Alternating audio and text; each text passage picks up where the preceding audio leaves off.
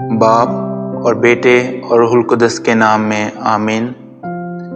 ہمارے لیے آج کی تلاوت خروج کی کتاب اس کا 32واں باب 15 سے 24 آیت اور پھر 30 سے 34ویں آیت تک۔ تب موسیٰ پھرا اور پہاڑ سے اترا، اور شہادت کی 2 لوحیں اس کے ہاتھ میں تھیں۔ دونوں لوحیں اس طرف اور اس طرف اپنی دونوں جانب لکھی ہوئی تھیں، اور دونوں لوحیں خدا کی بنائی ہوئی تھیں، اور ان پر کی لکھائی جو تھی وہ خدا کی لکھائی ان کے دونوں طرف کھدی تھی۔ اور یشوع نے لوگوں کے شور کرنے کی آواز سنی تو موسیٰ سے کہا کہ خیمہ گاہ میں لڑائی کی آواز ہے۔ تو اس نے کہا کہ یہ فتح کا شور نہیں اور نہ شکست کا ہے، بلکہ میں گانے کی آواز سنتا ہوں۔ جب وہ خیمہ گاہ کے نزدیک پہنچا تو بچھڑا اور ناچ دیکھا، اور موسیٰ کا غصہ بھڑکا، تو اس نے اپنے ہاتھوں سے دونوں لوحیں پھینک دیں اور انہیں پہاڑ کے نیچے توڑ ڈالا۔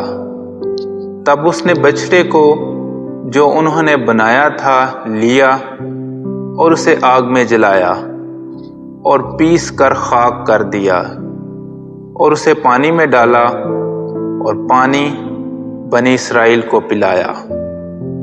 اور موسیٰ نے ہارون سے کہا کہ ان لوگوں نے تیرے ساتھ کیا کیا کہ تو نے انہیں ایسا بڑا گناہ کرنے دیا؟ ہارون نے کہا، میرے آقا کا غصہ نہ بھڑکے، تو ان لوگوں سے واقف ہے کہ یہ شریر ہیں۔ تو انہوں نے مجھ سے کہا کہ ہمارے لیے معبود بنا جو ہمارے آگے چلیں، کیونکہ یہ مرد موسیٰ جو ہمیں ملک مصر سے باہر نکال لایا، ہم نہیں جانتے کہ اسے کیا ہوا۔ تو میں نے ان سے کہا کہ کس کے پاس سونا ہے؟ لہٰذا انہوں نے اسے لیا اور میرے پاس لائے، تو میں نے اسے آگ میں ڈالا اور یہ بچھڑا نکل آیا۔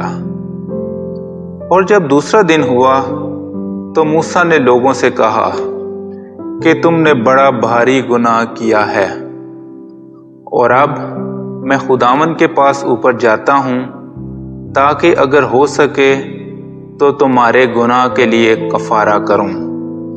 اور موسیٰ خداوند کے پاس لوٹ گیا اور کہا، اے خداوند، ان لوگوں نے بھاری گناہ کیا ہے کہ اپنے لیے سونے کے معبود بنائے، اور اب یہ گناہ انہیں معاف کر، ورنہ مجھے اپنی کتاب سے جو تو نے لکھی ہے مٹا دے۔ تب خداوند نے موسیٰ سے کہا کہ جس نے میرا گناہ کیا ہے اسی کو اپنی کتاب سے مٹا دوں گا، اور اب تو جا اور لوگوں کو جہاں میں نے تجھے کہا ہے لے چل۔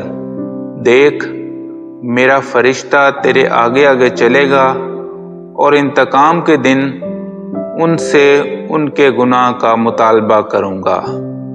کلام اقدس کا پڑھا اور سنا جانا ہم سب کے لیے باعث برکت ہو۔